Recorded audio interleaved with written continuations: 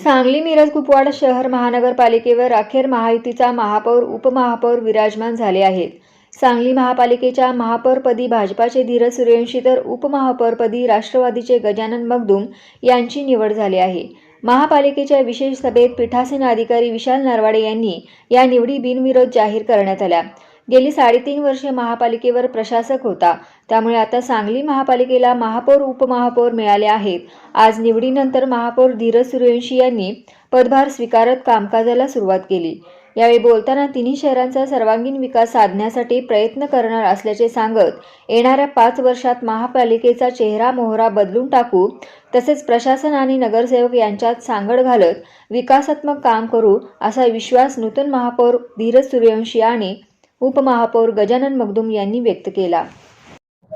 आज महापौर उपमहापौर निवडी बिनविरोध अशा चांगल्या पद्धतीने खेळमेळीच्या वातावरणात पार पडल्या आणि भारतीय जनता पार्टीने माझ्यावर महापौर पदाची संधी दिली आणि मला सांगली मिरज कुपवाड शहराचा विकास करण्यासाठी आम्ही सर्व भारतीय जनता पार्टीचे नगरसेवक असू देत, राष्ट्रवादीचे नगरसेवक असू देत आणि आम्हाला बिनविरोध करण्यासाठी सहकार्य केलेले आमचे शिवसेनेचे, शरद पवार गटाचे आणि आपल्या काँग्रेसचे सर्व नगरसेवकांचं मी मनापासून आभार व्यक्त करतो। सर्वांना संघ घेऊन काम करण्याची आमची मानसिकता आहे।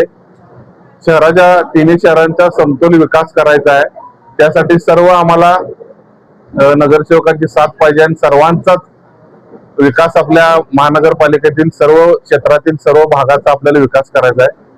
आणि आमच्या भारतीय जनता पार्टीच्या पहिल्यांदा मी सर्व नेत्यांचं मनापासून आभार व्यक्त करतो आणि प्रमुख करून आमचे पालकमंत्री चंद्रकांत दादा पाटील यांनी माझ्यासारख्या युवकावर सांगली मिरज कुपवाड शहराच्या महापौर पदाची संधी खांद्यावर माझ्या देऊन सांगली मिरज कुपवाडचा कसा विकास करता येईल एक युवा चेहरा म्हणून मला त्यांनी पहिल्यांदा महापौर पदाची संधी दिली, त्यांचंही आभार व्यक्त करतो।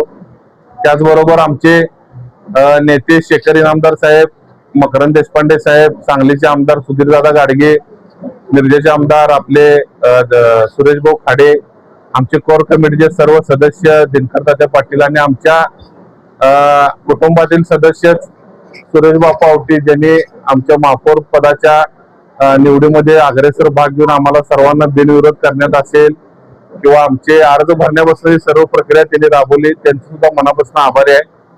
आणि इथून पुढे सांगली मिरज कुपवाडचा राज्यात केंद्रात आमची सत्ता आहे महायुतीची, तर सर्व घटकांना संघट घेऊन आम्ही सर्व सांगली मिरज कुपवाडचा विकास कसा करता येईल, राज्य सरकारकडून केंद्र सरकारकडून जास्तीत जास्त प्रमाणात निधी आणून सांगलीचे काही उर्वरित प्रकल्प आहेत, काही उर्वरित कामं आहेत, ती सर्व मार्गी लावण्याचा आमचा सर्वांचाच मानस आहे। त्यामुळे सर्वजण मिळून आम्ही एकजुटीनं चांगलं काम करू। येत्या 5 वर्षात सांगलीचा चेहरा मोहरा बदललेला असेल एवढीच मी तुम्हाला सर्वांना ग्वाही देतो आणि थांबतो। गट नेता आणि सभागृह नेता म्हणून भारतीय जनता पार्टीचा संदीप आवटी यांना आम्ही आज जाहीर करतो।